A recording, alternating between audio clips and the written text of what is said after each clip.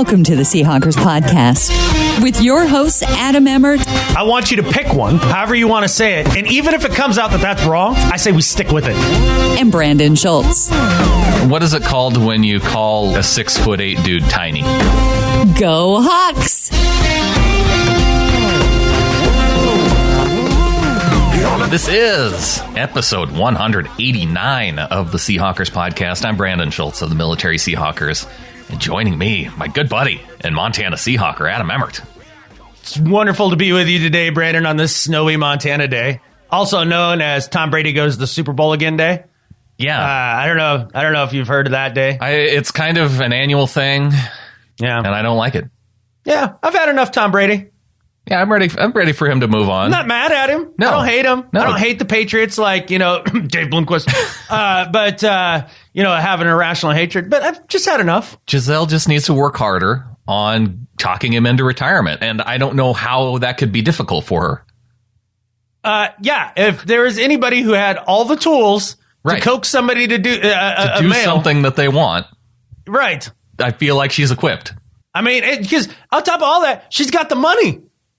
It's about the money, Lebowski. Like, it's not like Tom needs to make any more money. Maybe her decision-making skills are questionable because she's trying to get Jay Feely to do the work for her. Yeah, can't choose a kicker to do that job, dude. No, that's bad decision-making. Yeah, a Hall of Fame quarterback is not going to respect the opinion of a kicker on what he should do with his football career, even if they are good buddies. Right. Not going to do it. Doesn't work. I bet you he took as much stock in what Jay Feely had to say to him about retirement as I do when I listen to Jay Feely talk about stuff on the sidelines during a game. It's usually pretty empty. That's probably accurate. Again, that's what takes me back to questioning her decision making. But speaking of making decisions, Vince McMahon deciding to bring back XFL this week. Yes. I'm kind of excited for that, actually. I sort of enjoyed the first iteration of the XFL. As long as you're watching it as, I'm not watching this to see NFL football. It's another form of entertainment. I don't remember it being good football. It wasn't awful football. It's better than college football. I don't know if it is. It's more entertaining. It might be more entertaining, but you don't have the connection to it. I don't have a connection to college ball. I did have someone ask if we're going to be starting our XFL podcast. Unlikely. Although, who knows? Maybe we should. Maybe it would be a good niche. Maybe. Yeah. Well, 2020, we have some planning time. Yeah. Well, this week we are going to be talking Seahawks football, not XFL, not Tom Brady. Actually, I want to talk a little bit of Vikings football because this is something that you and I have talked about quite a bit in what we'd like to see the Seahawks do. Look at what the Vikings did last year in terms of their offensive line and the changes they made, and it worked for them. They had different running backs who all... Dalvin Cook did well. They drafted him. They brought in Latavius Murray from the Raiders. He ran well behind the line. No matter who was running... ran well. Yeah. Yep. No matter who was behind that line, they were able to run the football. And not only that, no matter who was playing quarterback behind that line, they were playing good football. I mean, up until the Eagles game. But just think about that for a second. When people, like, during the offseason, when I was freaking out about let's sign offensive linemen, let's do something about the offensive line, maybe have a good offensive line because I think offensive line is important. There's the case in point. And the pun is totally intended. Case Keenum played well behind that line. Case Keenum. Let that roll off your tongue again. He was a MVP candidate. Case Keenum and Latavius Murray played in the NFC Championship game because they won in the trenches. So we need to look at that and see if that's something that the Seahawks could do in terms of their approach this offseason. I want to talk about the running game and focus on that. We're going to bring on Sean Clement, a contributor to Field Goals, and he has some thoughts on the run game. So he had to read an article that we want to talk to him about. And I want to take a look, Adam, at some mock drafts. Oh, no. I know. But there's some interesting themes that are coming out of it. And I think that's more what I want to focus on versus the players. Were there any surprise trades? No, the Seahawks didn't make, well, see, if they were doing it right, like I look at Rob Staten's first mock draft, he has the Seahawks not drafting at all in the first round. He has them trading out of that pick, which is probably the more accurate mock draft based on Seattle's history. Yeah. So basically, did he entitle his mock draft? Like, did he put the headline on there? Seahawks make predictable trade? Predictable trade. I didn't see that part, but that would be accurate. No, but he's spot on. I mean, that'd be my guess too. I mean, Rob's a smart guy. Honestly, he's the only guy I think that should do a mock draft for the Seahawks ever. He's the only one allowed to do it. And plus, I like Rob. So there's that. It helps. I don't know any of these other chumps. Well, you are aware of Mel Kiper and chump. Daniel Jeremiah. Half chump. Yeah. Well, we'll get into those. I kind of like Daniel Jeremiah. Yeah, we'll get into those chumpish picks. And we still have some coaching changes to talk about. The Seahawks continue to make moves in terms of their coaches shuffling around. Okay, 2018, the purge. That's what's happening with the Seahawks this year. Yeah, it kind of feels like it a little bit. Well, let's get into our look at what the Vikings did last year, because the Vikings made the kind of turnaround from 2016 to 2017 that I think we'd like to see from the Seahawks go from 2017 to 2018. And maybe not exactly. They had a lot of offensive linemen at the end of 2016, the Vikings did, who were at the end of their contract. So they're departing at the end of their contract, like Matt Khalil, Andre Smith. Those were kind of their biggest, their most high-priced offensive linemen, and they allowed them to go.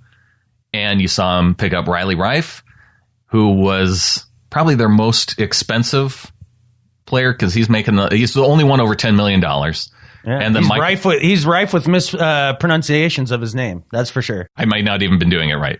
It's Reiff. Riley Reiff. There we go. And then Mike Remmers, who has the best picture for his little introduction at the beginning of a game when they go through the starting lineups. Oh, really? Yep. He's the winner? Yeah, he always looks like he just ate a pigeon, like whole, or just something. He's a goofy looking dude, man. And then the other thing that they did on the offensive line, in addition to some of the running backs that we talked about, going to get Latavius Murray, drafting Dalvin Cook, they drafted a center who was a competent center in his rookie season. Wait a second. So just to go back to what the Vikings did here, they drafted a center to play center? It's a weird concept. They didn't move their right tackle over to guard and then to center. Wait a second. So they just went you have experience here. We think you're good here. Drafted him and then played him there? I don't know about this, man. That takes years out of the lack of development of an offensive lineman. It worked. I'm not going to question it. Okay. They got to the NFC Championship game. Huh, okay. Interesting. But Pat Elflein was that guy, and they didn't have to spend a whole lot of money at center this last year. I went down and I looked at their positional spending in terms of quarterback, running back, wide receiver. The thing is, they didn't spend a whole lot of money on the offensive line. They only spent $19 million this last year, ranked 30th in the league, which the Seahawks jumped over them. They were at 32, but when they brought in Dwayne Brown, they jumped up to number 22 in the league. Okay, so that's starting five on their offensive line. What did that look like this year? Elflein at center, Reiff at left tackle, okay, Remmers at right tackle, okay, and then you had your guards. What was Joe Berger and Searles? Yeah, that's the name that I definitely didn't recognize.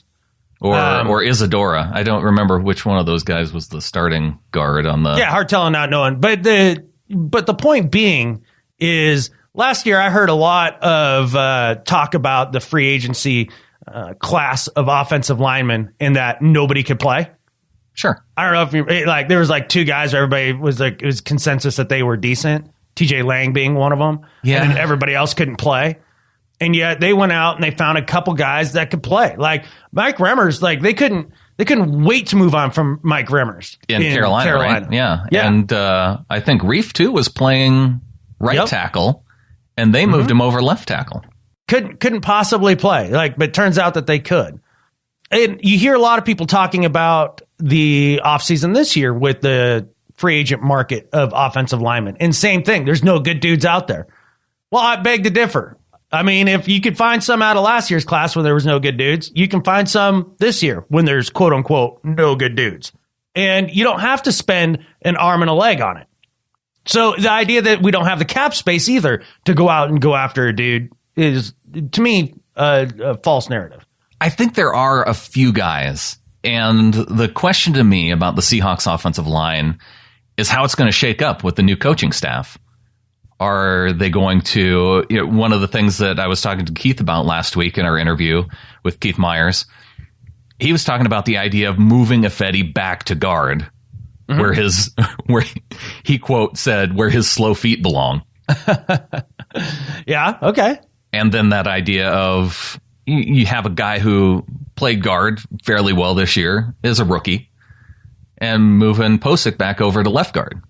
Yeah, I hate that because I actually think down the stretch, Ifedi started to show signs of improvement in his pass protection. Really, where his gigantic struggles were is when Russ started running around and then he would end up holding.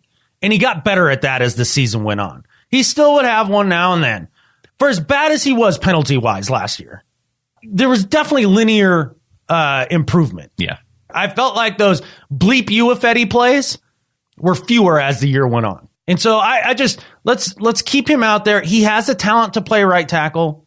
I think if you get him in a scheme where he can be more aggressive and just simplify it a little bit, I think you're going to see improvement out of him.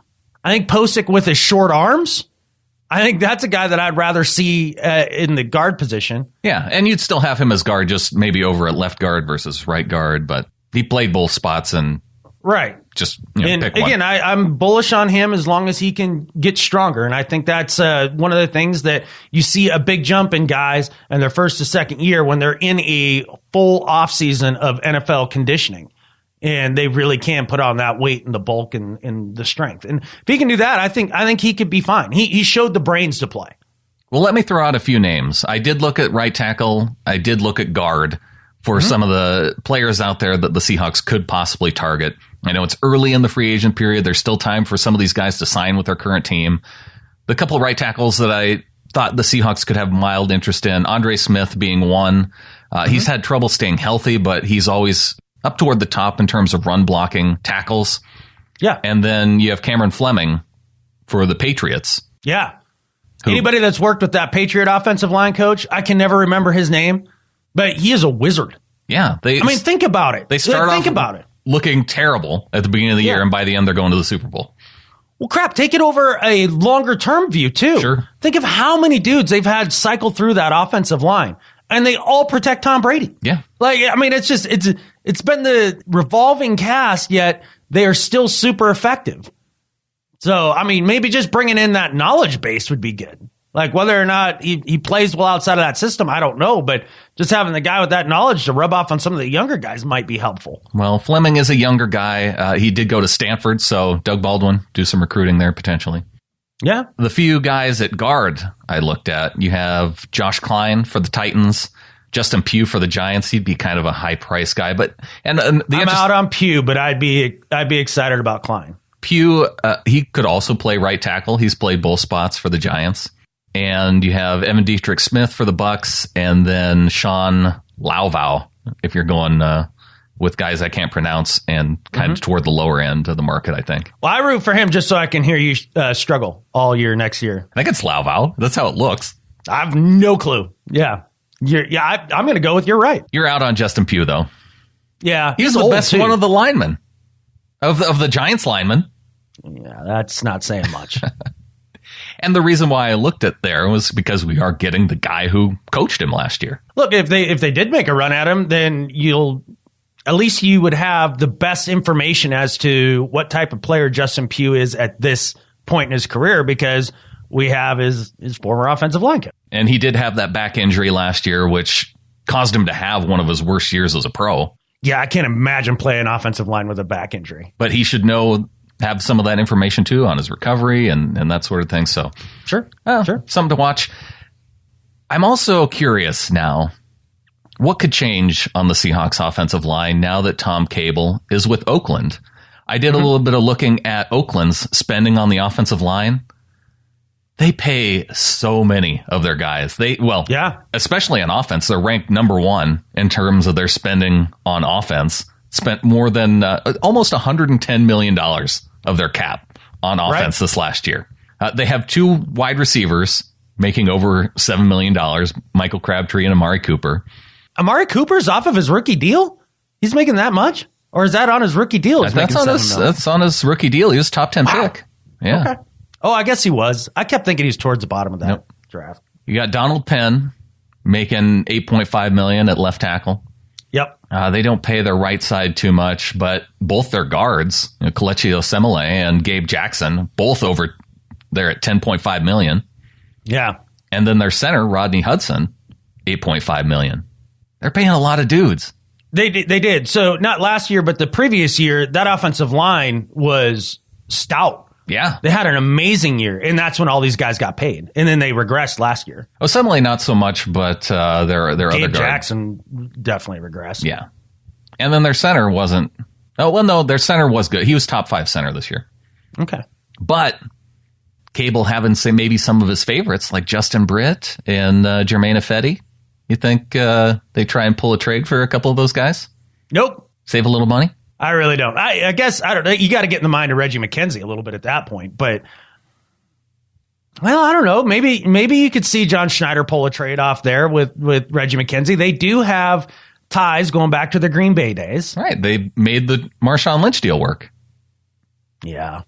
And then... Did I sound disappointed enough in that? Now that you bring it up, that makes a little sense maybe at the end of the day. Do you think they could pull off a trade? Who do you think the Raiders would be willing to part with?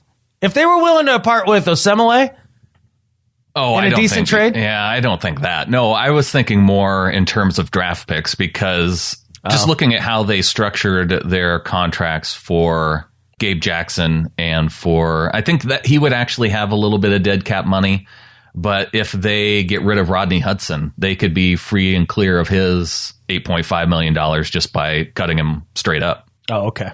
That was where the idea of maybe moving at center, that would save him a couple $1 million because I think Justin Britt's set to make over $6 this year.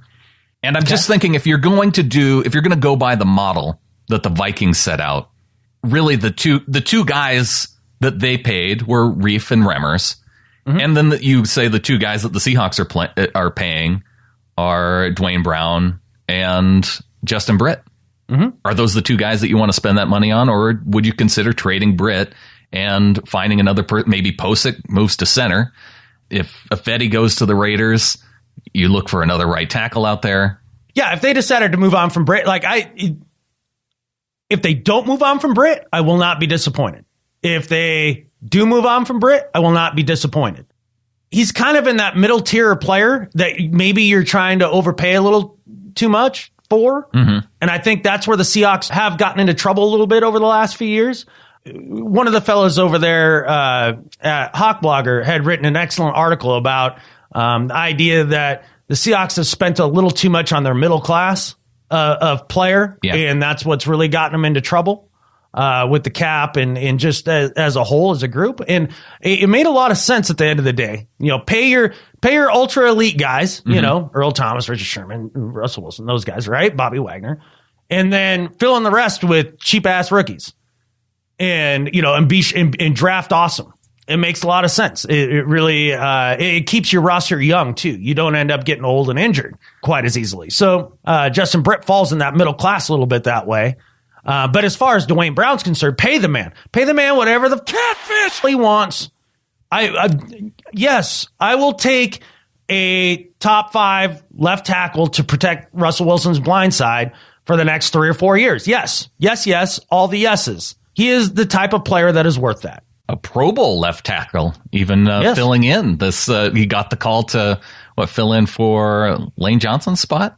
Yeah, I think that's correct, or whoever it was. But yeah, he's down there at the Pro Bowl along with a few other of our guys. Like, what do we have 7 now?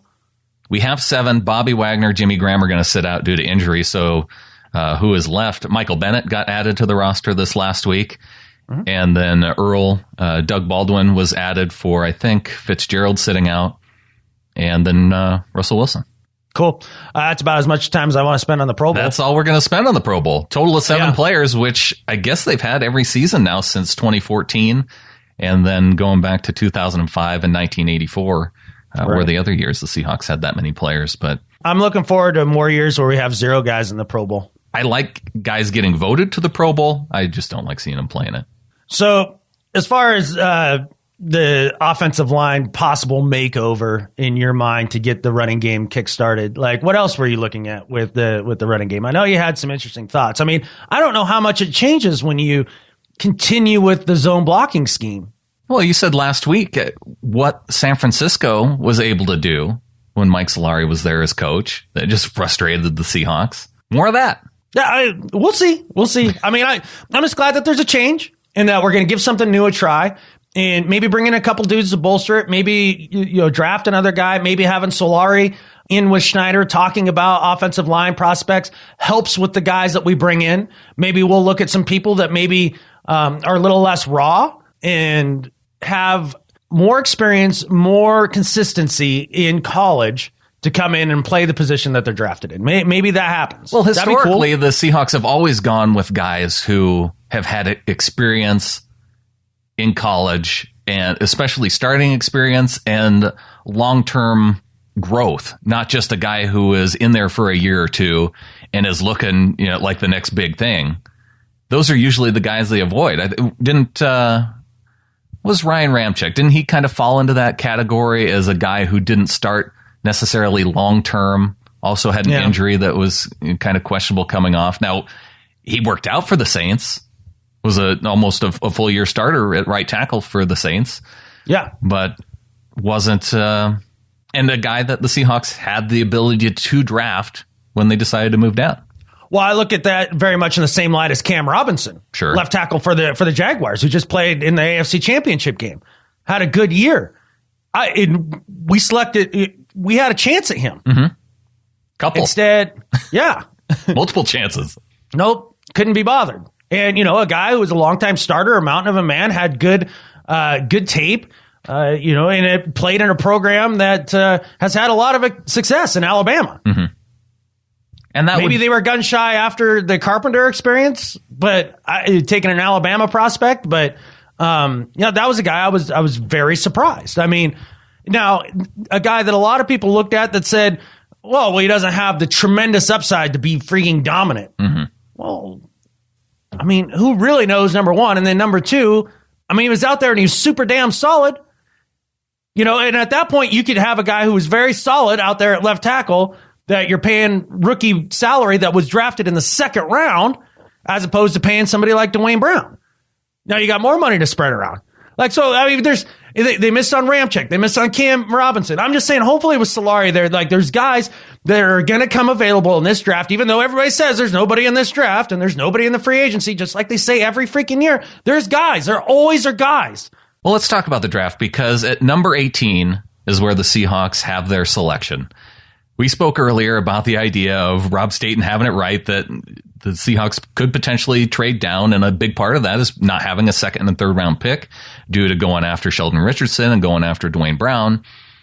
But the thing is, my argument would be, is if there is one of those top tier guys at number 18, whether it's an offensive lineman, defensive lineman, I know nobody likes running backs, but we've seen what some of the top running backs have done for teams. And it took a team like the Jaguars, who was toward the bottom, and a big part of that was their defense too, but they had a solid running back who could take that pressure off of Blake Bortles.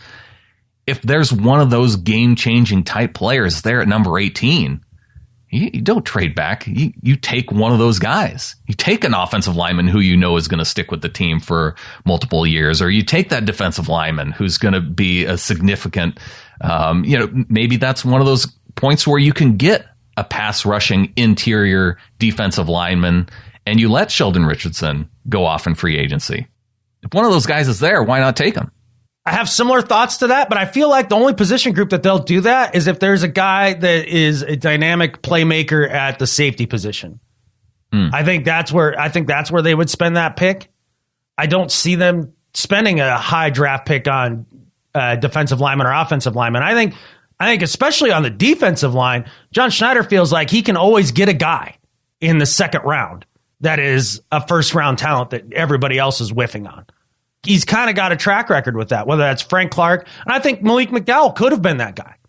Could be. I mean, I think that he could have been that guy. He really had the skill set. I mean, the idea that he got hurt and everything the way that he did, That doesn't negate the fact that when John took him, it looked sneaky shrewd. The problem comes back to not having a second, third round pick then.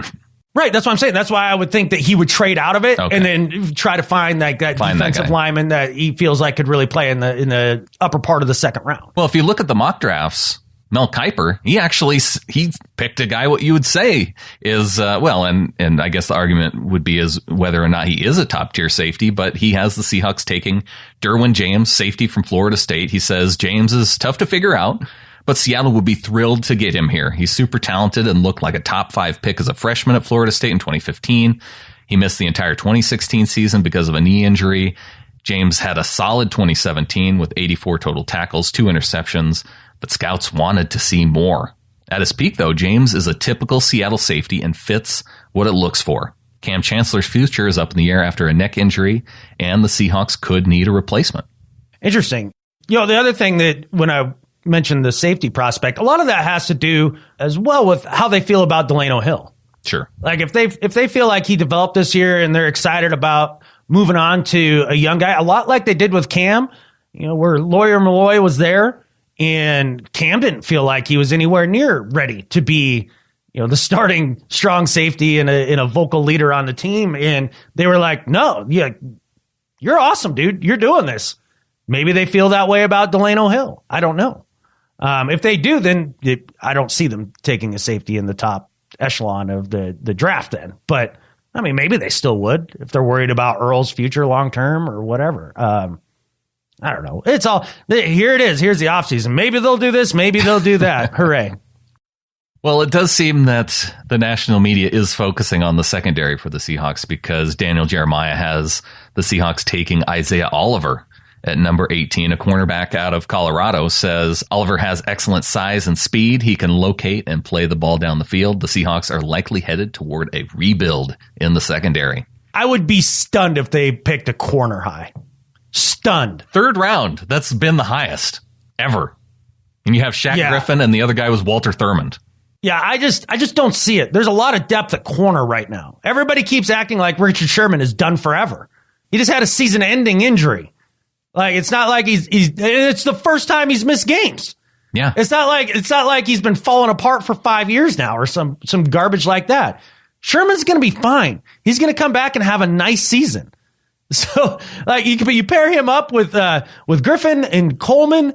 I mean, geez Louise, like they'll probably bring back Byron Maxwell, in my opinion. Mm-hmm. I mean, that's a place that I think would be foolish. Not only that, but they have a track record, just as you said, Brandon, of pulling dudes out of the 3rd, 4th, 5th, 6th round with consistency, or making a sneaky trade with the devil, Bill Belichick. Yeah. I really don't see them going after corner that much in the draft. They already have, or even defensive back as a whole, unless, like you said, safety with having that question about Delano Hill.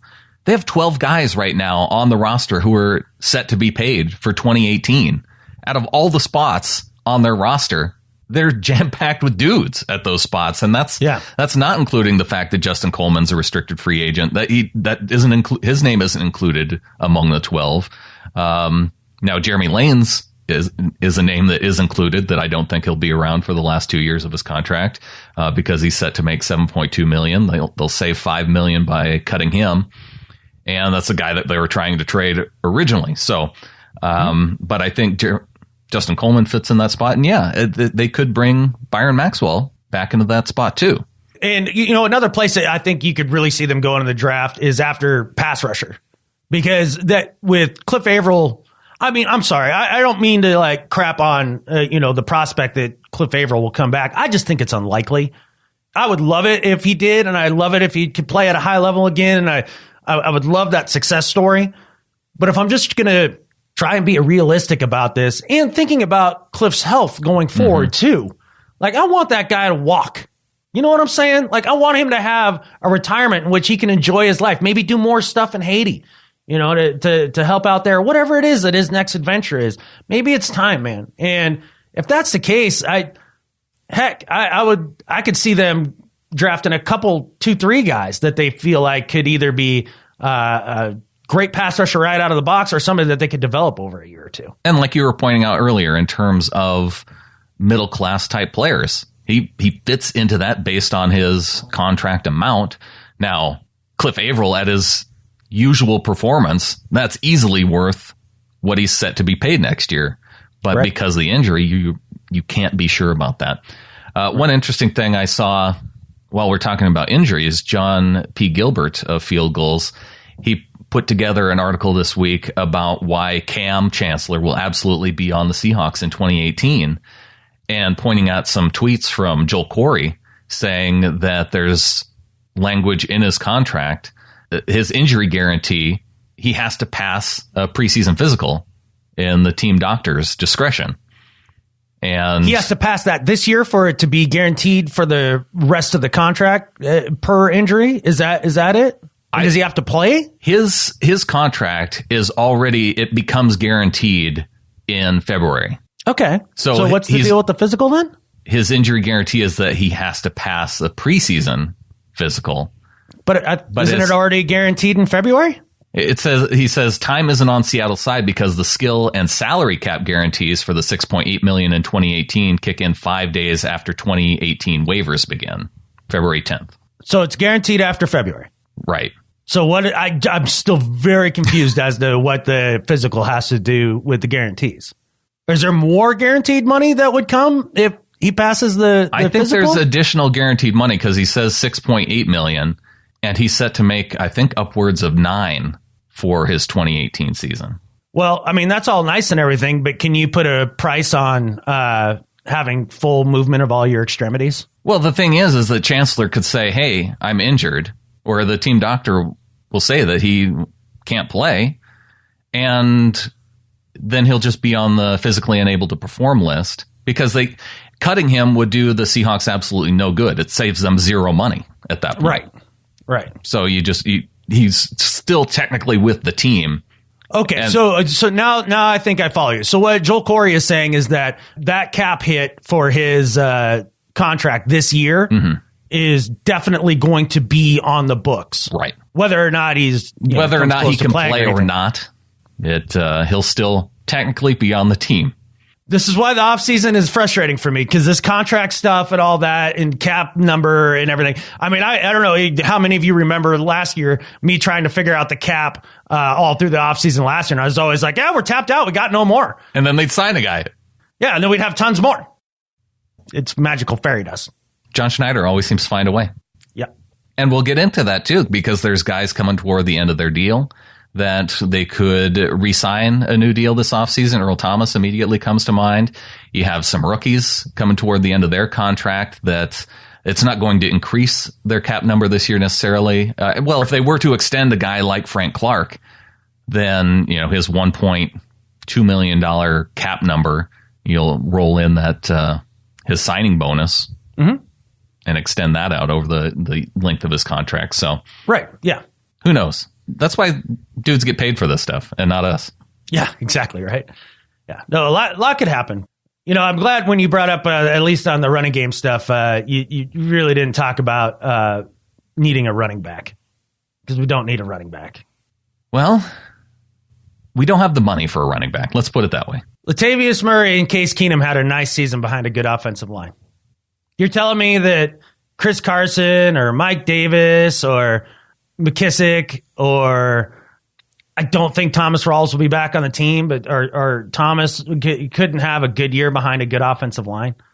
There's only one guy that I know for sure couldn't have a good year behind a good offensive line, and that's Eddie Lacy. And he won't be back next year. He will not be back. All right, well, let's stick on this theme of the running game. Let's get Sean Clement of Field Goals on the line and talk about what he saw when he did a really deep statistical analysis on the running game league-wide. Perfect, man. Let's get to it.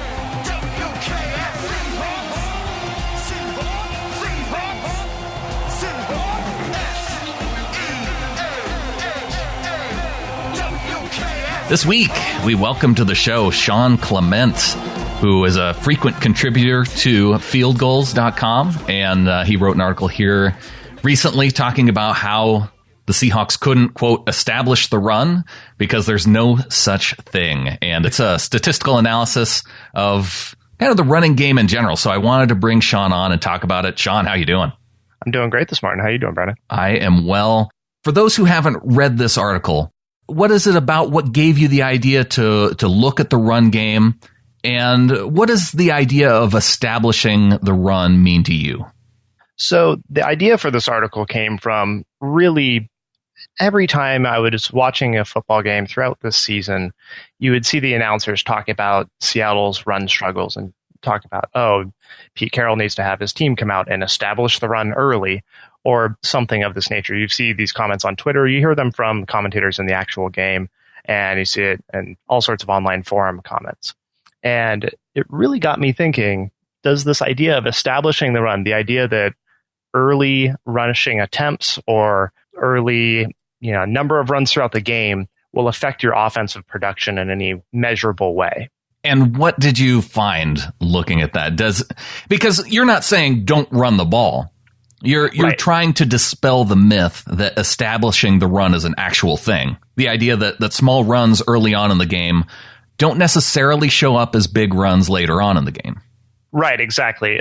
The idea is not only do runs early in the game not open up to larger runs later in the game, but early runs also do not open up the passing game later in the game. It's just absolutely a myth. And one of the first things people say back is, well, what about play action? Well, when you comb through the NFL database, play actions are registered as passes under play type. So if play action passes were more effective later in the game, you would see passing would be generally more effective later in the game. And it just doesn't appear to be so. So it sounds like to me, you're saying just be good at running the ball. You're either good at it or you're not. Does it simply come down to that? It pretty much does. If you look at distribution of run length by quarter, which is the very first graph in the article, it breaks down into 5 quarters because, of course, we have overtime. And this is for the 2017 season only. If we look at how far teams run based on quarter, the quarters look virtually identical. Especially the first and the fourth quarter almost look like mirror images of each other. And I think that's important to note. And so, we kind of go down this checklist. Okay, well, does it have an effect by quarter? And it becomes very obviously no. Like, well, what about the number of drives? We typically have no more than 20 to 25 drives per team in a typical football game.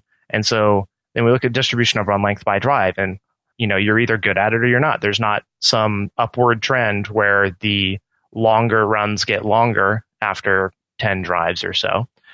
And so that too does not say that there's an establishing the run pattern that we can clearly see. So then, of course, the last thing is number of previous rushing attempts. So we can line up how many rushing attempts a team has. And again, there's no action within the distribution of these runs. You're either good at it, you're not. The median values don't change. The extreme values don't change. It looks like they're all pulled from the exact same statistical distribution. And like I said, the next place where the goalpost kind of moves is, well, you establish the run to open up the passing game. And so we look at number of previous rush attempts versus yards gained on a pass, and there's just nothing there.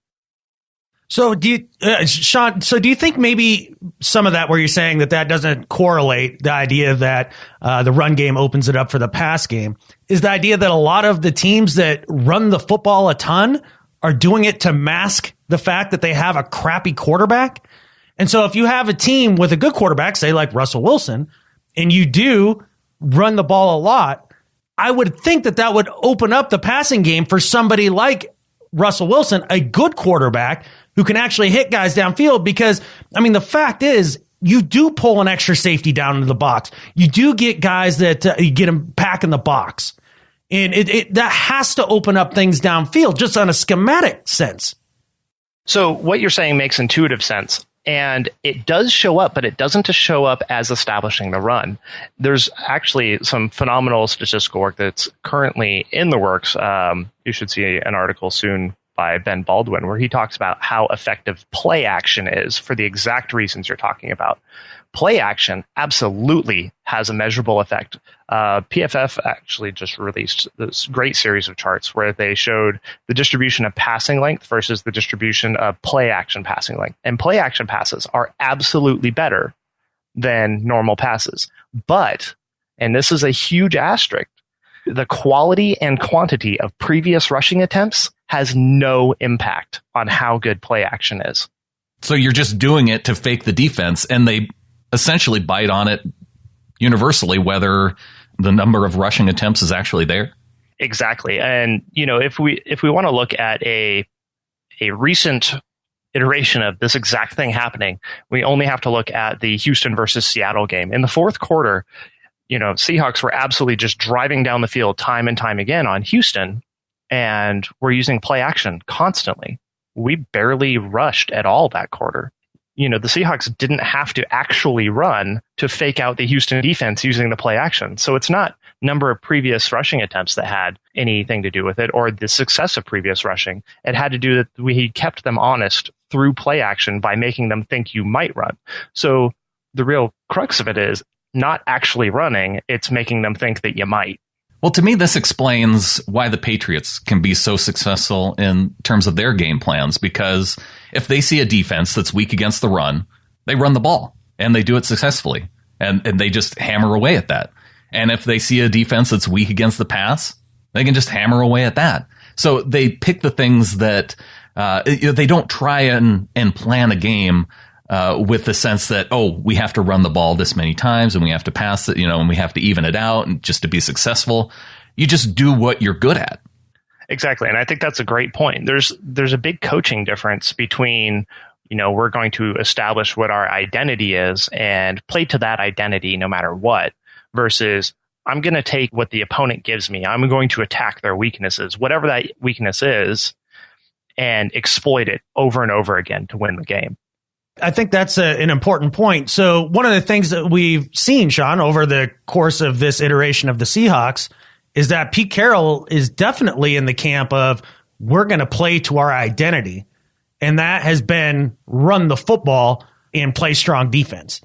So I think you would probably agree, right? Like if you can run the ball effectively and control the clock the way that the running game does, it allows you to control the game a little more to your pace because you're dictating the terms. I don't think you're disputing that, right? No, I'm not disputing that at all. For those of you who are not familiar with me, I went to Army, so I'm used to watching a lot of rushing attempts during a football game. Yeah. And so, you can absolutely stranglehold your opponent, much like Army did to San Diego State. It's like, oh, yeah, you got a great offense, but if we never let them on the field, that sucks for you.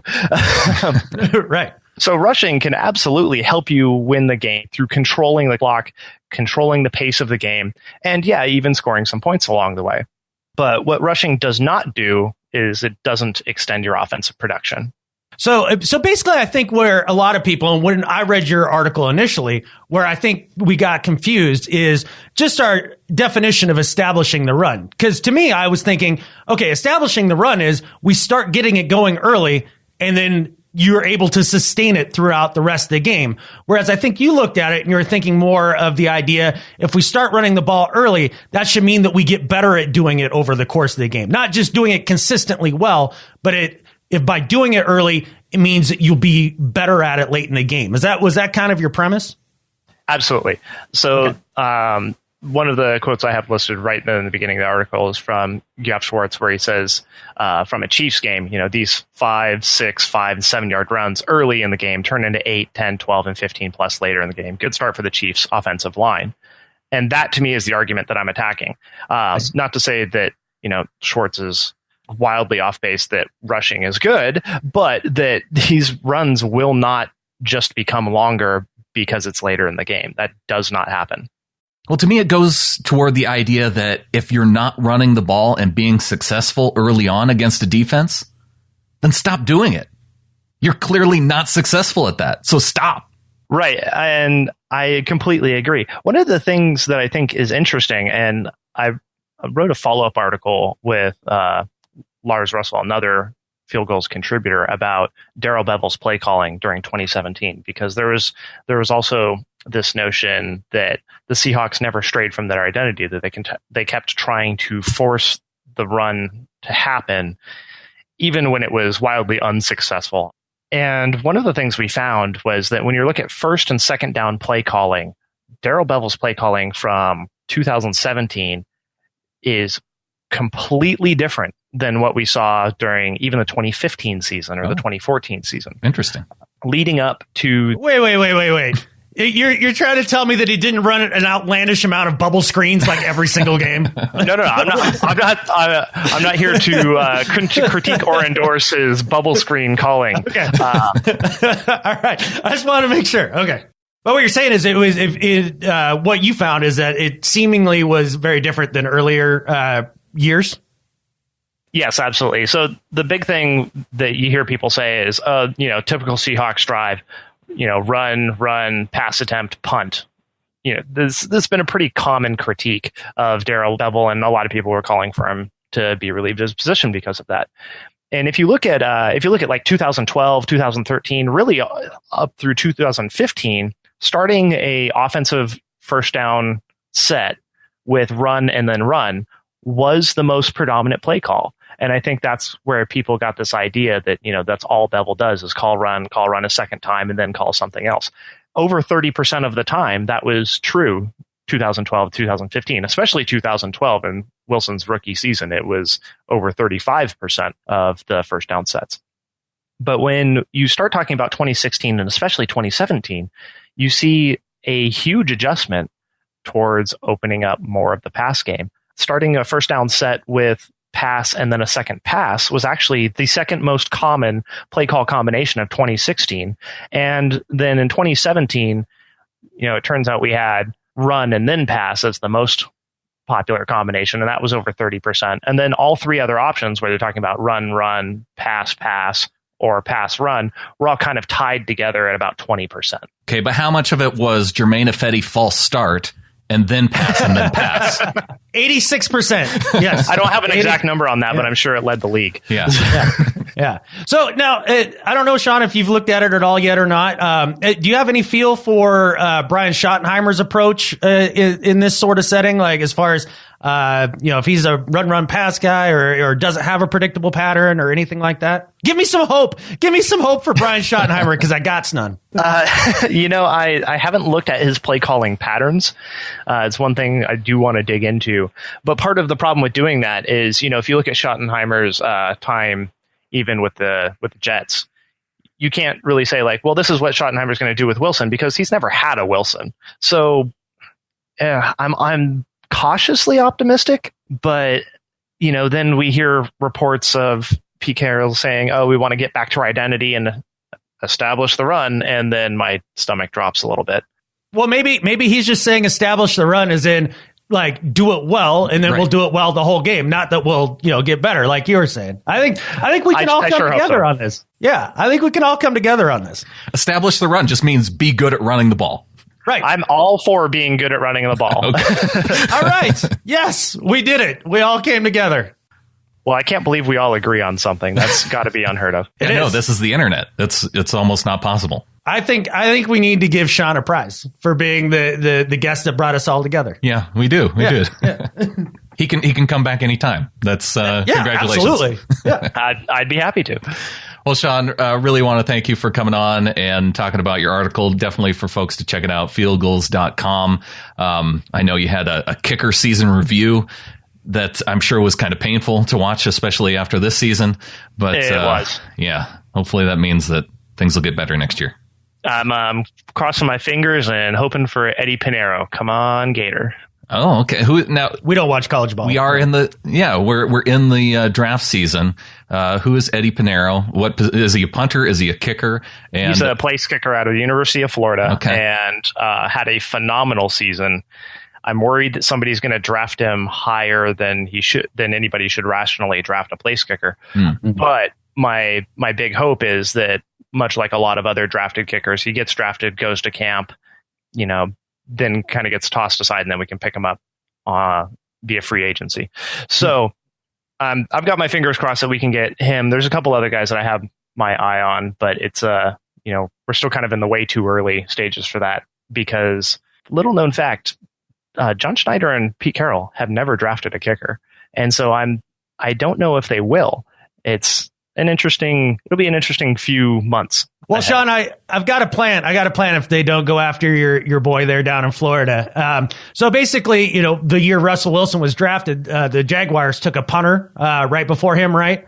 So what we need to do to make the football circle of life like come together is trade Russell Wilson for Josh Lambo, a really good kicker, and then we'll get the kicker that they drafted before Russell Wilson. And it wasn't the same kicker, but we'll get one of their kickers. They get Russell Wilson. They're made whole after making that mistake, choosing a punter, and everything goes swimmingly. I think this is a great plan. This is a terrible idea. That's the worst thing I think I've ever heard you say.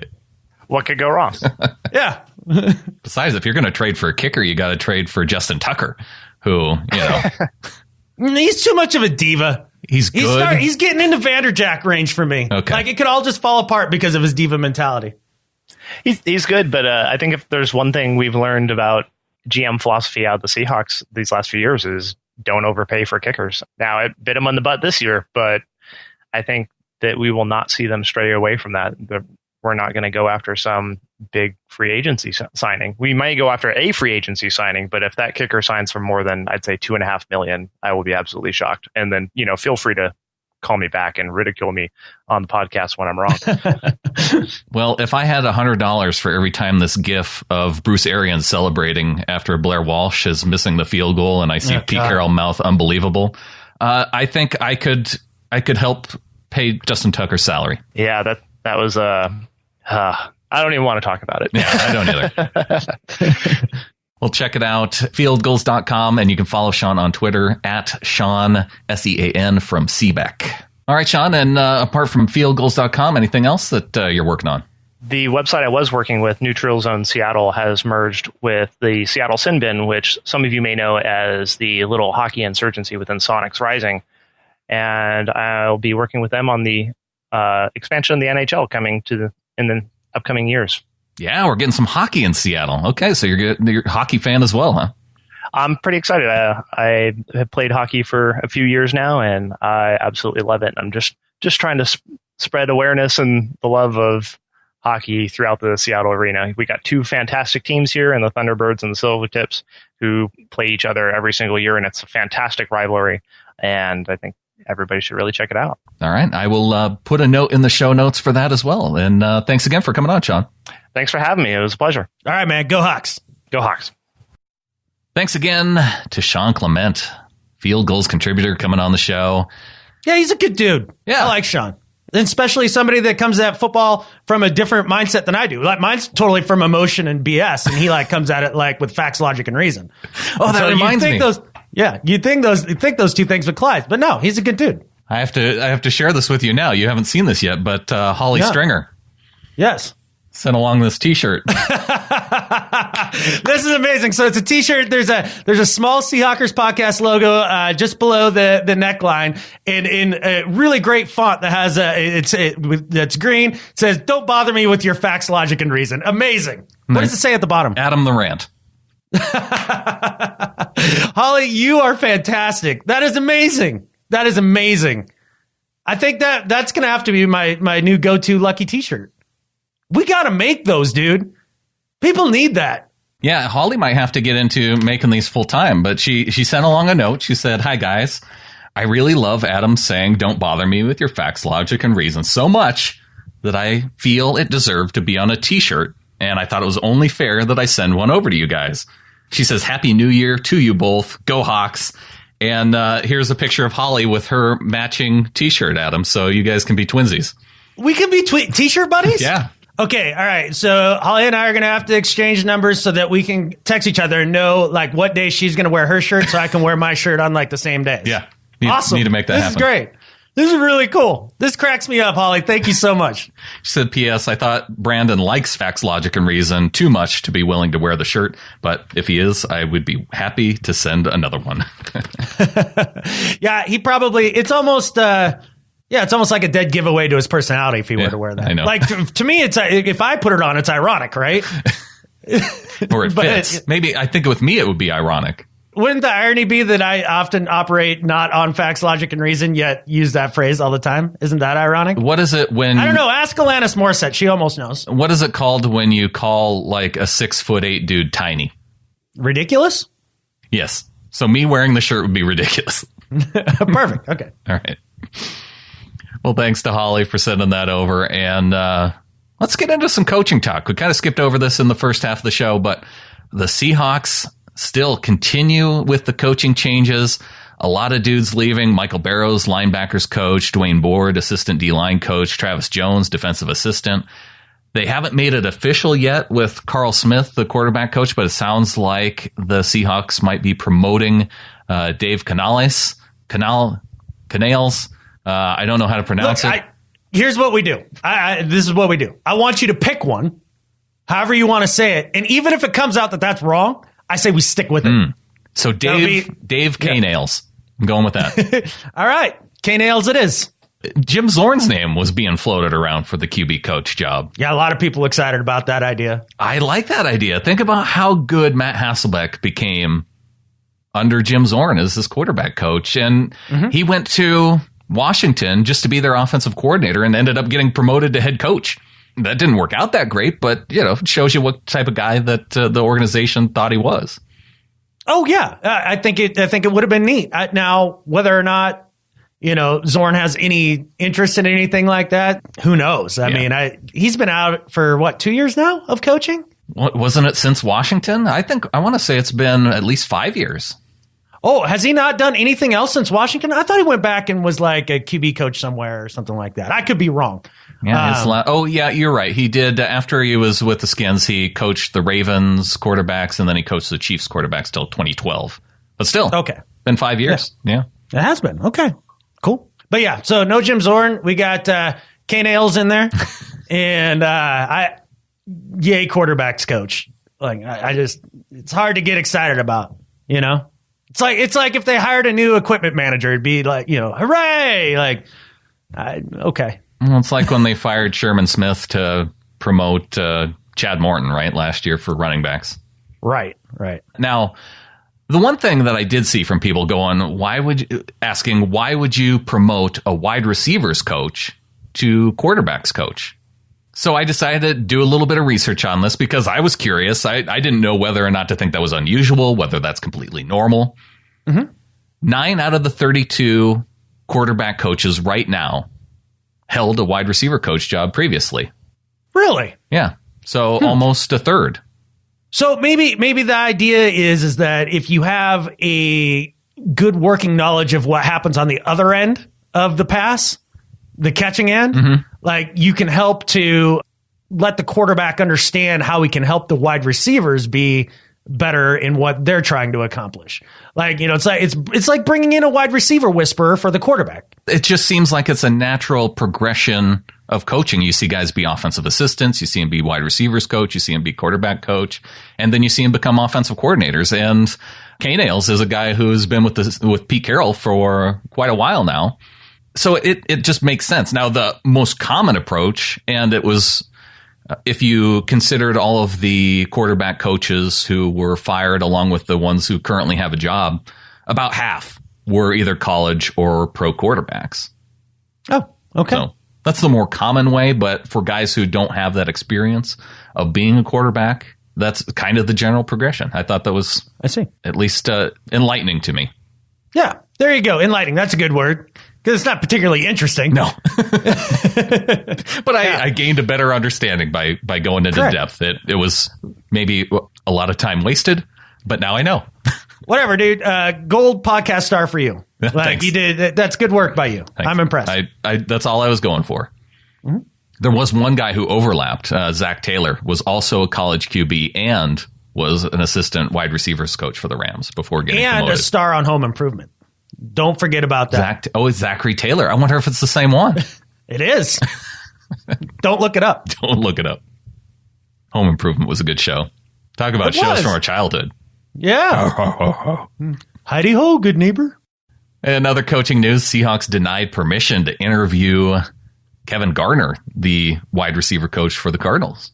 Yeah, I guess that's their prerogative, right? I guess. They can do that. Byron Leftwich is coming back to coach the quarterbacks for the Cardinals, it sounds like. I know you were excited about him, so I'm sorry about that. I know.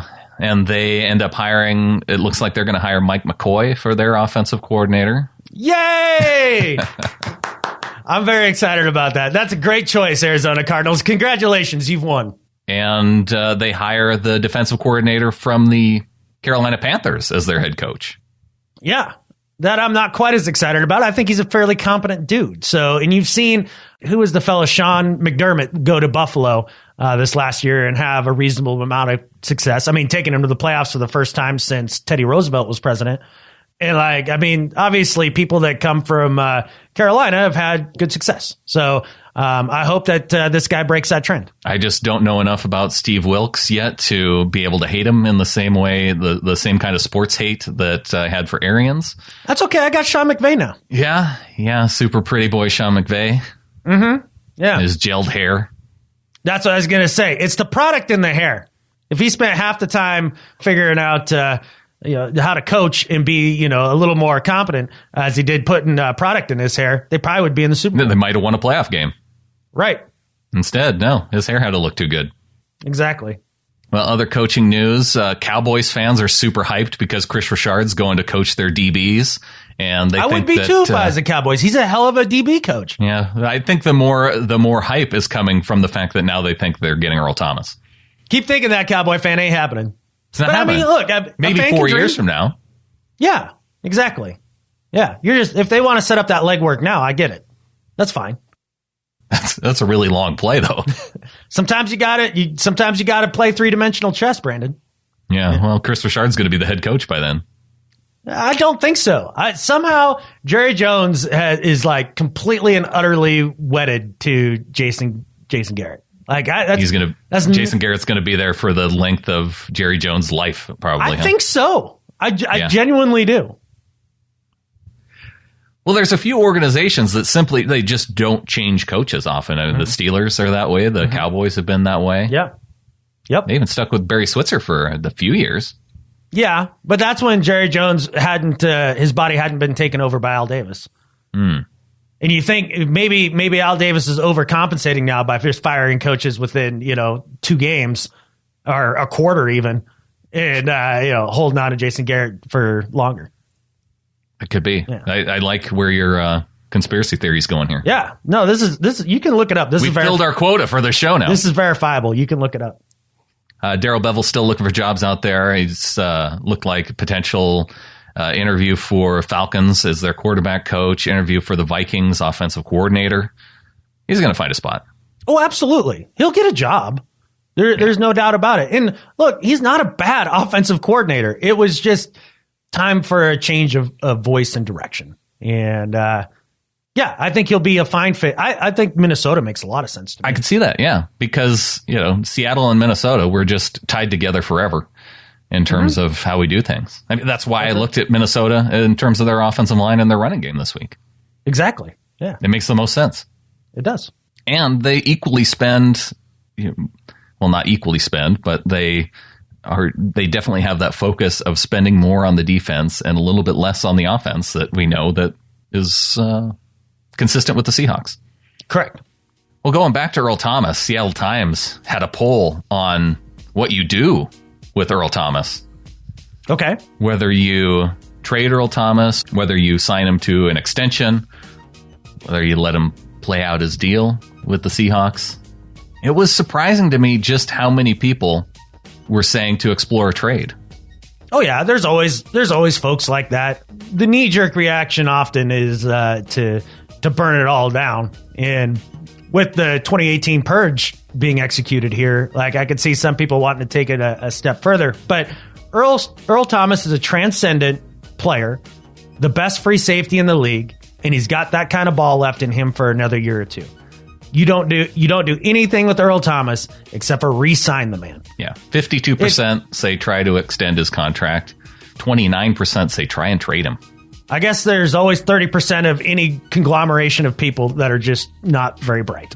Well, Janice Redmoon on the Facebook page actually explained his point of view in terms of the trade. Says, okay, you see what you can get for him via trade, and if no other offer seems good enough, then Seattle should resign him. He's still a Pro Bowl level free safety, but A, his trade value will never be higher than it is now.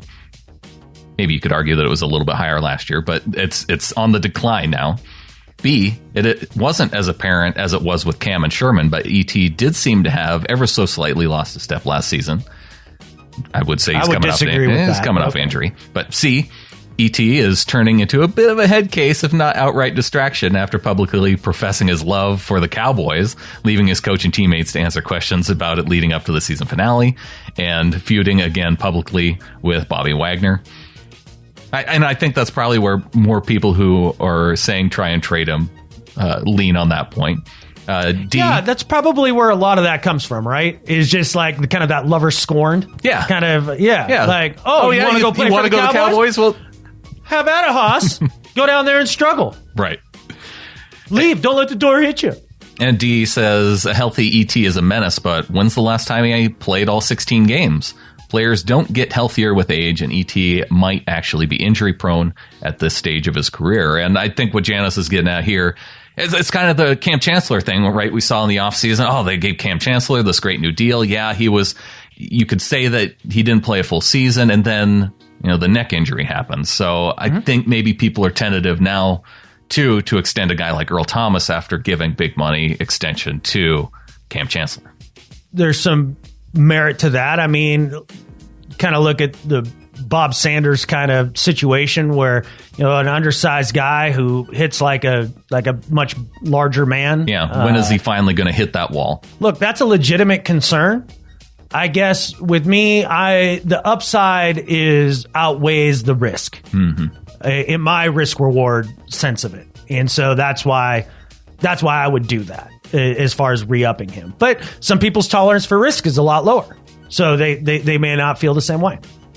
And one other point he made, he said, I think McDougal acquitted himself in limited snaps last season for free safety for the Seahawks, so I'd be okay with starting him and seeing how that goes. As for what the deal could look like, I'd say that a Pro Bowl caliber left guard or right tackle, plus a first round and a second or third round pick is a good place to start. And if they could get a better sounding deal than that on the table, I'd be all ears. And I think the Cowboys and Raiders might be interested in that conversation. Yeah, I guess there's a possibility.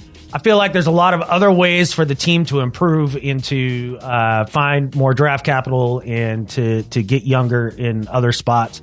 I just don't see Earl Thomas as that guy that you walk away from. If you wanted to make the same argument with Michael Bennett, I'd be more open to that. Sure. Even though I still don't think that you should trade Mike Bennett. But that would make more sense to me. I just see Earl Thomas as that one piece that you absolutely need. And right, because the cover one, the cover 3, cover 1 that they run where they bring the safety down in the box and they leave the eraser in the back. You see other teams try and do that. They can't. Yes. You have to have a transcendent talent at free safety to run that system, to run it well at the very least. You can do it with a guy like McDougal. Right, but it's going to be lesser by a significant amount. Like it's gonna make you change the way that you play. So yes, he's more essential in that sense. And that's how I view it. I just think he's that critical piece that you want him, you want Bobby Wagner, and I think you still want Sherman. Now, Sherman would be the guy toward the end of his contract where you go, well, am I willing to accept that kind of risk going forward? Here's the thing with Sherman at this point in his career. You've got, usually corners can stretch it out to about 31, 32, 33, right in there. Yeah. Okay. So you've got a pretty good sense you can get another 2 years or so out of Sherman. And there's never a better time to re-sign a guy with number 1 corner in the league potential than right now. Coming off the injury, his value couldn't possibly be lower. If you want to get a bargain, this is when you do it. I don't think there's any way Sherman does it. I think if I'm Richard Sherman, I come back, have a nice year, and then I go out on the free market and I keep getting them checks. Shout out Jalen Rose for the phrase. But yeah, that's what you do. I would think that that's what we can expect from Sherman. Yes. And I would also expect that we've seen Seattle in the past able to go out and find. Pete Carroll's been really good at finding guys who can play corner. Yep. I say you stick with Sherman for this last year, but I do think that it would make more sense for him to play out his contract. Absolutely. And get paid. Yeah. And you'd see most players do tend to bet on themselves. Especially at that position. Yes. Yeah. Yeah. Darrelle Revis invented that. We've seen Tremaine Johnson for the Rams stick on the franchise tag for the last few years. Right. Say, yeah, you can pay me top money. Yeah, no problem. I didn't even have to negotiate that. Perfect. Perfect. Yeah. Well, moving on. Saw some Cortez Kennedy news this last week. Bob Condotta tweeting out the autopsy report on Cortez showed that he died of natural causes related to hypertensive heart disease, pneumonia, and diabetes. Andy Patton of Seahawks Wire said at the request of his family that Kennedy's brain has been sent to Boston University School of Medicine, CTE, Center for Research. So we'll get more news from that. Well, it's been it's interesting that it took that long for that news to come out. Yeah, that was before the season started. Yeah. I mean, maybe that was just because the family wanted to keep it private or whatever. I mean, that could be. It's just interesting that it took that long. Yeah. Well, reporters are doing other things. Mm-hmm. So maybe they just waited till the end of the season to dig up the info. Yeah. Speaking of digging some things up, Roe on the Ring of Honor this week pointed out the NFL.com list of most purchased jerseys by state. Oh. Did you see this? No, I did not see this. Well, Roe had questions because Montana, the state you and I live in. Correct. Carson Wentz, the most purchased jersey. Yeah. I have a theory on this. I know exactly how this happened. Oh, okay. All right, shoot. Because I'm ready. I think Montana, we're kind of split up in terms of our fandoms. I think Western Montana, primarily Seahawks, but you see some Denver Broncos, you see some Green Bay Packers, you even see Vikings, some Minnesota Packers, Vikings. Seahawks, Broncos. I think those are your big the ones four in the West. Yeah. But Eagles, definitely not an Eagles state, but Carson Wentz did go to North Dakota State. Grew up in North Dakota. And one thing that I think people don't know about North Dakota is that they really don't have any retail outlets there. So all the people from North Dakota, they have to travel all the way probably to Billings, Montana, to actually purchase things. Like that's where they go to get their groceries, go to get any clothing items. They have to come here to Montana. Right. And with the oil boom with the Bakken over there, I mean, lots of the population influx has been larger too. So maybe that has a part of it. Maybe there's a bunch of people from Pennsylvania that have come in. No, I think it's more the North Dakotans coming over in their covered wagons. And I think there's probably a lot of folks that live out on the east side of the state that identify with the kid that grew up in windy North Dakota. Want to support the soulless redhead. Yeah. I mean, that's probably what they're. I don't know. It's as good a theory as any, Brandon. I like the people over in eastern Montana that aren't sure if they live in West Dakota or eastern Montana. Yeah, they have no idea. They have no idea. No clue. Well, there's no landmarks. It's all just flat grass and in a strong breeze. So how would you know? That's my that's my theory on it anyway. I think if you were to look at western Montana, we'd probably be there with Russell Wilson too. And probably, part of that too is most of the people in eastern Montana are Denver Broncos fans, and since they didn't field a team this year, they probably looked for somebody else's jersey to purchase. So, bandwagoners. Yeah, look, Bronco fan, they rarely have a down year, and so when they have one, oh my God, the freak out is unbelievable. Yeah, Von Miller only won 2 states. He got Colorado and Wyoming. Okay. And then Utah got Wentz, too. I'm not sure how that happened. He's squeaky clean? Kentucky, though, too. Kentucky? Kentucky and Utah both went for Wentz. Well, Kentucky's just a confused state all the way around. Interesting enough there. So thanks for Roe for sharing. Absolutely. All right, before we move on to do better and better at life, I wanted to say congratulations. I think we have a winner in our Pick'em League, Adam. We do. And I think it was named Karma. PBRU Serious, John in Fayetteville, Arkansas. Absolutely. Oh, so John lives in Arkansas, and I've been down there how many times in the last this last year?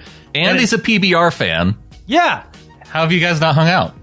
I don't know. I blame John. I didn't know that's where he was. He didn't care to reach out. That's fine. It's no big deal. But congratulations on winning. Even though you're kind of a hermit and don't want to hang out, it's fine. John's at 2380 for points, number 2. So Harvin the Time of My Life and C-Monk 12, you two are going to have to send me your actual scores for the Super Bowl game. Because if you both pick either the Patriots or the Eagles, then we're going to have to come down to score on this. Yeah. And for number 2. Now, John has already said that his wife, I believe, already got him a Largent jersey. So he's going to take the Walter Jones jersey. Makes sense. And it also means that the Steve Largent jersey is still on the table for a number 2 spot. So cool. I think as part of the winning, we should try to get a couple of the winners on for just like a minute or two, just so they can have like a little victory speech. Oh, there we go. Good idea. Yeah. And so Harvin the Timeline Live, C-Monk 12, currently locked into the number 2 spot. Hawks Dozen just 10 points behind those two at 23-30. So I will take the tiebreaker. It will come down to who picked the winner. So if Hawks Dozen picks the winner and C-Monk 12 and Harvin the Timeline Life pick the loser in the Super Bowl, the person who picked the Super Bowl winner gets the tiebreaker. Understood. Okay. And then you have the Blue and Green Mile at 23-10 and Caught with Your Pants Down 22-90, kind of sitting there in the 6th spot. So I think the top 5 teams are locked in. Well, congratulations to those folks. I say that begrudgingly because I think it's a bunch of crap that I wasn't up there, but that's fine. It's okay. I think it's rigged. The whole thing's rigged. I don't know why, as a host of the show, you would not rig it more in your favor. Oh, there's so much more that goes into this, Brandon. How deep do you want to go down this rabbit hole? Yeah, I think we maybe save the conspiracy theory for next week because, as I mentioned before, we've already filled our quota. Yeah, and honestly, I've only got my tinfoil hat about halfway done, so I need it needs a little more work. Well, also, in terms of comment, no new members of the flock this week. Getintheflock.com if you want to get in for next week, and we'll be thanking our $12 donors and above at the end of next show. But getintheflock.com if you want to join in. Eric Trench, not a ditch digger. As it turns out, he says, "Hi, guys. Really appreciate the shout out on the last show. Thanks for that. As far as my profession, I sell GPS equipment. But you're right. With my name, I wish I had been an O-lineman for the Hawks." Yes. We'll continue to listen and support. Go Hawks. Awesome. Well, thanks, Eric. I guess with the GPS stuff, you could find where to actually dig a trench. Or all the ocean trenches. Yes. Yeah, you can identify where those are. So, in a way, it all comes full circle for Eric. It is somewhat related. Yes. Thank goodness. Well, so no new little flockers this week. Disappointed, but I get it. I mean, I just did all that work for looking into the Vikings, looking at where wide receiver coaches come from. Exactly. Yeah. No, it's okay. You just did that out of the kindness of your heart. Good for you, Brandon. Well, I would like to thank all of our current donors for keeping us going in the off season. Oh yeah, because I'm going to be honest. This week I wouldn't have done this without it. I really wouldn't. I was very much not into sitting down and doing this today. My mind is on 1,000 other things than Seahawks football right now. But we got 254 little flockers out there who would be disappointed. Right? No, and they should hold us accountable if we did not. So absolutely. Short of like something technical catastrophic thing or like a health catastrophic thing or something like that, something that like we just have no control over. We kind of have to make sure we do this every week because of you amazing folks that help support the show. With the caveat that yes, we will take a week or 2 or 3 in the off season where we skip a show.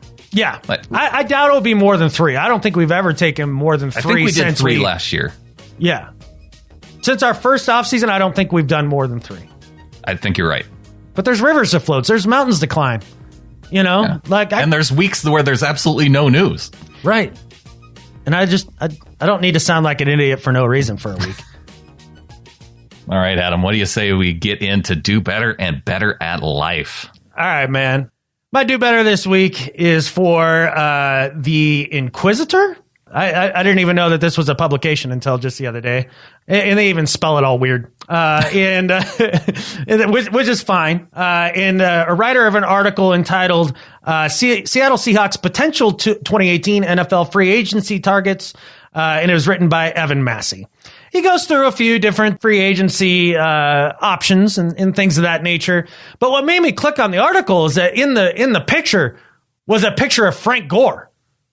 And he finishes his article with his suggestions of guys that maybe we should target in free agency with freaking Frank Gore. What? Like, look, man, number one, we don't need a different running back to run the ball better. I can't say that enough. And then secondly, why would the answer be some guy who basically checks himself out of the nursing home every Sunday to come and play running back for the Indianapolis Colts? It makes no sense. Like, if we're not wasting money on a guy that's older than your grandmother, Brandon, and you can't, to play running back at this point in his career, why would you do that? It makes absolutely no sense. And for even suggesting it in the first place and throwing it out in the ether, I think it was lazy, and the dude, Evan Massey, needs to do better. Hey, Curtis Martin's only 44. Maybe we could look at him coming out of retirement. Hell of a point. Yeah, at that point, really, maybe somebody should contact Barry Sanders. Like, I think he could still do it. I think so. Yeah. Well, shoot. What's Sean Alexander up to? Yeah, I know he'd be willing to come out of retirement. I mean, just good Lord. This is the silly stuff of the offseason. Frank Gore, he had an okay year. Wonderful. No, thank you. He would be better than Eddie Lacy was last year. Okay, it's a low bar, but sure. Our run game last year was bad. Was it? I think it was bad. I don't know. I don't recall. I've flushed that from my memory. Leading rusher, Russell Wilson. Right. Somehow that doesn't bode well, I think, when your quarterback runs for the most yards. My do better this week is for the Flat Earth Rocketeer. Mad Mike's at it again. Remember last time we talked about Mad Mike Hughes? He was canceling. He was planning to launch himself into the sky, and then he canceled because he didn't have a permit from the BLM. Which made me angry. I thought he should have just gone for it. He absolutely should have just gone for it. Yeah. The one thing that I've now learned with his relaunch here, apparently he's gone to private property, so he doesn't have that to worry about. But I'm reading through the article to find out, some details regarding this upcoming planned flight to launch himself into the atmosphere to see if the Earth is in fact round or flat. His rocket, the maximum altitude of the rocket that he's launching himself into the sky, 1,800 feet. That's not high enough, dude. No, it's not. I mean, you could just climb up a tall hill. You could climb up a tall hill and look out to see the flatness. Right. If you go up in an airplane, you're at 30,000 feet. Right. You could buy a ticket to fly up in the air, not having to construct your own rocket. Right. And it's still not high enough to really see the curvature of the Earth. Well, you kind of can.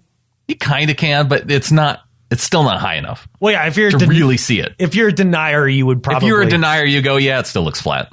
There were a couple dudes back in 2014 who shot up an unmanned rocket with a GoPro camera. Right. And put their results on YouTube. Turns out you could see the curvature of the Earth that way. Wow. Well, I'm sure they were paid off by the government. It could be. Like, a lot of people don't know, but that's the whole function of NASA, is just to make sure that everybody believes the Earth is round. Like, that's their one and only goal. That's why they were created. That's why Kennedy was assassinated. Well, to make fake moon landing videos and to prove to people that the Earth is round. Well, part of the proving of the Earth being round was faking the moon landing so they could take a picture of the Earth from the moon showing it as round. Like, it's all part of the conspiracy. But couldn't it be round and flat, like a cookie? That's more of a disc. Yeah. Couldn't it be a disc? Well, I think a lot of flat earthers actually believe that. I don't think they think it's a square. Well, you don't know. They don't know. No, most of the drawings I've seen of this are they looks like a CD. That's how you can still get all the way around the world even though it's flat, going one direction. You could do that with the square too, I suppose. Yeah, I imagine. You just need more ocean. Who knows, man? I'm just telling you. That's why Kennedy was assassinated, because he started this agency to convince everybody that the world was round. Well, if you're only going up though 1,800 feet to prove that the Earth is flat, you're not doing it right. You need to do better. I agree, man. This guy's a clown. He can't quite figure out how to do this right. No doubt about it. I do enjoy the MacGyver engineering of just building your own rocket. I like the idea of discrediting science completely while building your own rocket. That's feels hypocritical to you? No, not at all. Oh, okay. All right, man. Moving on to Better at Life. My Better at Life than Skip Bayless this week is for New York Giants wide receiver Brandon Marshall. He had some comments about the Patriots making the Super Bowl. This is what he had to say. He said, 18 years, almost 20 years of doing this together. The league is not competitive. We should all be ashamed. Even you guys that have been covering them on TV should be ashamed. Congratulations. You guys are phenomenal. You guys are great. Can't get any better. But how do 31 other organizations let this happen? And he's speaking, of course, to the idea that the New England Patriots are now in their 8th Super Bowl with Brady and Belichick together. And I like that he's calling out everybody else in the league, being like, look, if they've been doing this long enough that you should easily be able to... You can't figure them out by now? Yeah, figured out what they do, how they do it, either copy them to do it the same way, or figure out how to stop it. And yes, I think the whole league ought to be ashamed. And for giving me a chuckle with the statement, Brandon Marshall, better at life than Skip Bayless. People need to figure out what's going on here. Yeah. You either need to cheat as hard as the Patriots or figure out what's going on. Right. It's just time. Absolutely. Well, I put it on the Eagles now to be the ones to take him down. Okay, then. Nick Foles needs to have the game of his life. Too bad he just did. That's true. Well, my better at life this week is for Shaquem Griffin, brother of Shaquille Griffin of the Seahawks, not invited to the Combine this last week. Apparently, there's still time where they put out the first round of Combine invites, but it doesn't make any sense as to why you would not invite Shaquem Griffin to the Combine. Second team All-American, was the AAC Defensive Player of the Year for 2016, two-time first team All-AAC, and linebacker for the national champion University of Central Florida Knights. So all these accolades. What linebacker position does he play? He's I think they play a 3-4. He's a pass rushing linebacker. Really? Yeah. I know. Does that sound a little like a Leo? A strong side linebacker?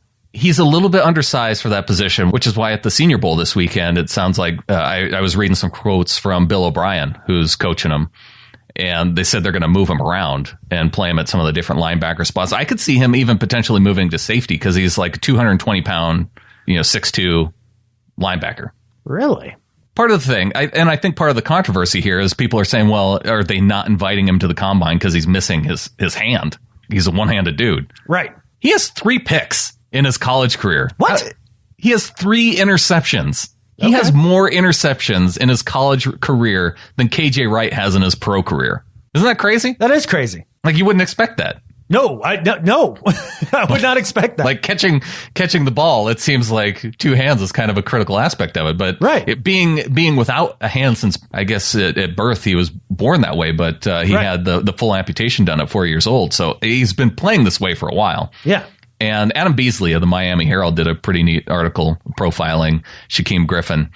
And one of Griffin's quotes was saying that, I remember there was a time I had a little league coach that told me this game is for two-handed players. I read plenty of rule books, and I never seen that rule. Hearing things like that, I had to take it upon myself to make sure that I show them, no matter if I have 1 hand, 2 hand, or 30 hands, I can play football. This guy has the attitude to get by not being invited to the scouting combine, and I still have hope that he will. But another reason for him being my better at life pick this week, after all this came out, he's been selected by the Senior Bowl as the practice player of the week. Oh, wow. Okay, there you go. Proving the naysayers. So he's making his presence known. So for having the attitude to, even if he doesn't get to the combine, he's going to find a place to where he can try and make an impact at the NFL level. Maybe it's with the Seahawks. Maybe the Seahawks are better off with him not making the combine, going undrafted, and we have the place where his twin brother is playing football, and we know we have coaches that aren't going to dismiss him over having some limiting factor. So, Shaquem Griffin, better at life than Skip Bayless. This screams Seahawks. It screams Seahawks. Look, Doesn't the it? brothers Griffin ended up, what school was it again? University of Central Florida. Right. It only makes sense that those 2 men have to play on the same team in the pros, too.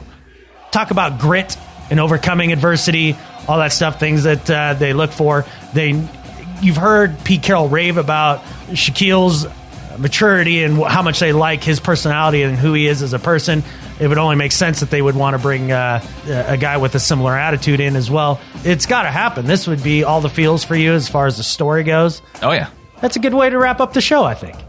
I think so. So with that, there's only one thing left to say. Go Hawks. Go Hawks.